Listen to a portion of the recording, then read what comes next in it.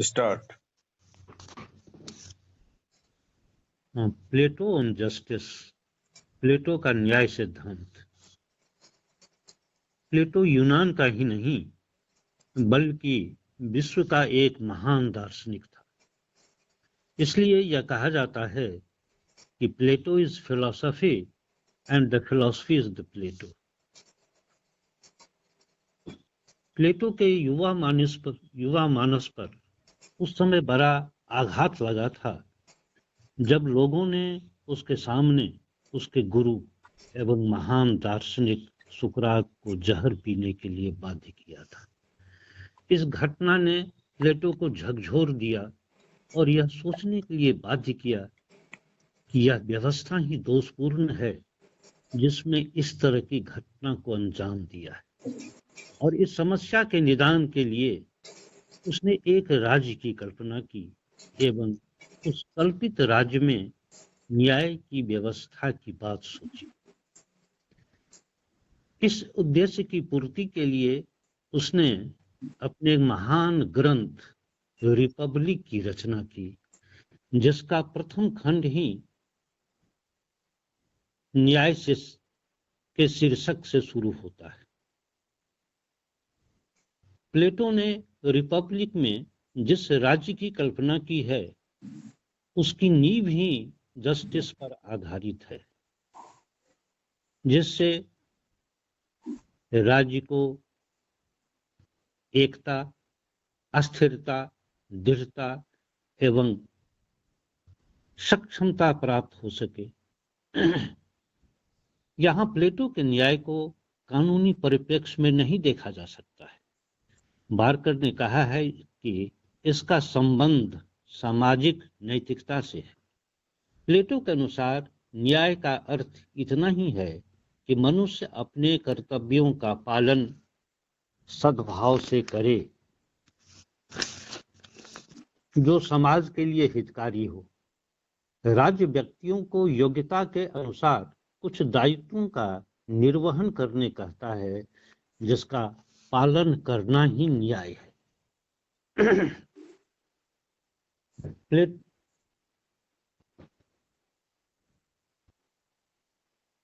प्लेटो ने अपनी न्याय सिद्धांत को रखने के पूर्व उस समय के प्रचलित न्याय सिद्धांत का भी अध्ययन किया। उस समय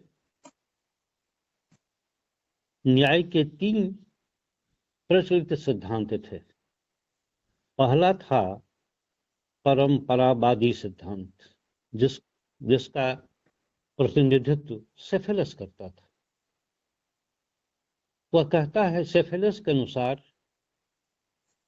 justice seems to lie the speaking the truth and paying your debt. सत्य संभाषण करना और कर्ज को चुका देना ही न्याय है सेफेलस के मुताबिक। लेकिन प्लेटो इसका प्रतिवाद करता है, इसका खंडन यह कहकर कहता है कि नहीं, सत्य संभाषण हर समय ठीक नहीं होता, समुचित नहीं है।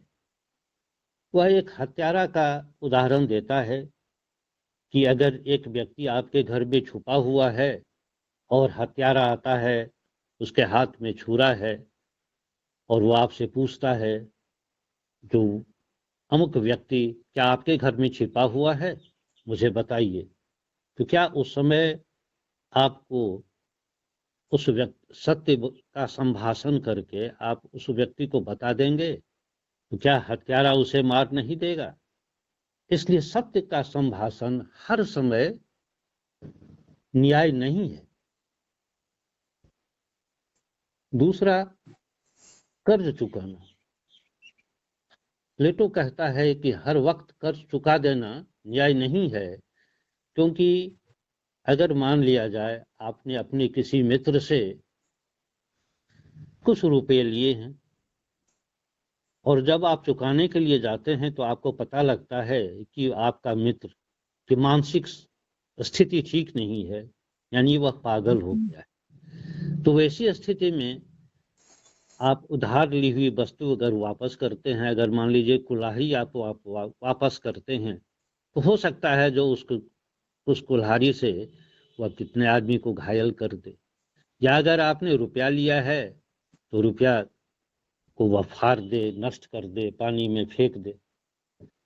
तो इसलिए यह कहना सही नहीं है, उससे वह प्लेटो मुखातिब नहीं है। परंपरावादी विचारक दूसरे हैं पोलीमार्कस।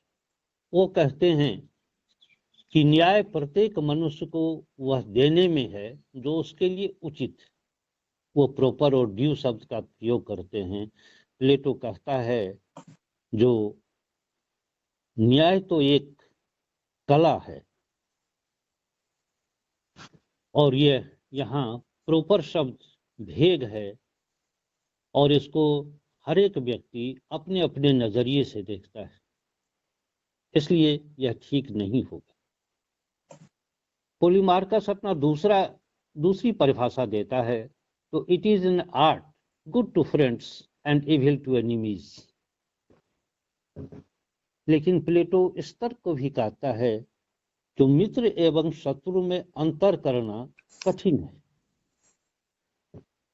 कभी कभी जिसको आप मित्र समझ रहे होते हैं वो आपका दुश्मन होता है, और कभी कभी जिसको आप दुश्मन समझ रहे होते हैं वह आपका मित्र भी हो सकता है।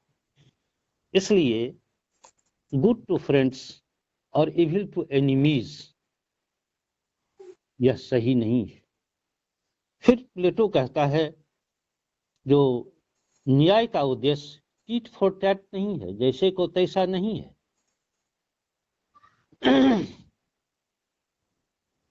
क्योंकि प्लेटो अपने न्याय को एक सामाजिक परिप्रेक्ष्य में देखता है। अगर एक डॉक्टर है और उसका अगर दुश्मन उसके पास आता है अपने रोग के निदान के लिए, तो डॉक्टर का यह कर्तव्य होगा जो उसको वह उचित रूप से इलाज करे, न कि उसको जहर वह दे। अगर एक शिक्षक के पास कोई ऐसा छात्र आता है जिसे शिक्षक अपना दुश्मन समझता हो, तो गलत शिक्षा देना शिक्षक का दायित्व नहीं है। उस समय के तत्कालीन दूसरी न्याय की जो विचारधारा थी वह उग्रवादी विचारधारा, जिसका प्रतिनिधित्व थ्रेसिमेकस नाम का व्यक्ति करता था। वह उसने न्याय के बारे में अपनी परिभाषा दी है कि justice is the interest of A stronger. न्याय जो है वह शक्तिशाली लोगों का हित, यानी शक्तिशाली का हित ही न्याय है। शासक के शक्ति के डर से व्यक्ति को काम करना पड़ता है। वह व्यक्ति न चाहकर भी शासक की आज्ञा की अवहेलना वह नहीं कर सकता है। इसको इस तरह से थ्रेसिमेकस ने समझाने के लिए अपना एक उपसाद्य भी रखा है, जिसका शीर्षक है injustice is better than justice. अन्याय न्याय से अच्छा है। तो न्यायी एवं अन्यायी अगर व्यापार में साझा कर ले तो निश्चित तौर पर अन्यायी लाभ में रहता है। दूसरा उदाहरण देता है प्लेटो थ्रेसिमेकस कि राज्य की ओर से अगर धन का वितरण करना होता है, धन का वितरण होता है, तो अन्यायी व्यक्ति लाभ में हो जाते हैं और न्यायी व्यक्ति अलाभकारी स्थिति में आ जाता है। तीसरा उदाहरण वो देता है जो सरकारी पदाधिकारी सदैव लाभ की स्थिति में रहते हैं, जबकि एक न्यायी व्यक्ति सदैव अलाभकारी स्थिति में रहता है। इसलिए अन्याय जो है या अन्यायी जो है वह न्याय के तुलना में, अन्यायी की तुलना में बेहतर स्थिति में रहता है। प्लेटो इस तर्क को भी नजरअंदाज करता है, यानी मत उसको गलत साबित करता है। प्लेटो का मानना है कि शासन एक कला है, शासक कलाकार है। दोनों एक ही दोनों का उद्देश्य एक ही होता है कि अपनी कला सामग्री की त्रुटियों को वह दोष रहित करे। जैसे शिक्षक का उद्देश्य छात्र के प्रति आदर्श होना चाहिए, उसी तरह एक शासक का उद्देश्य अपने शासित प्रजा के प्रति दयालु होना चाहिए। प्लेटो के अनुसार न्यायी व्यक्ति अधिक सुखी होता है क्योंकि वह अधिक बुद्धिमान होता है, उसे सीमाओं का आभास है, जबकि अन्यायी व्यक्ति का सुख क्षणिक। वह देखने में लगता है जो अन्यायी व्यक्ति लाभ की स्थिति में है, लेकिन वह उसका क्षणिक है, उससे बाद में उसको घाटा ही होता है। न्याय का तीसरा सिद्धांत है यथार्थवादी सिद्धांत, जिसका प्रतिनिधित्व ग्लॉकन करता है।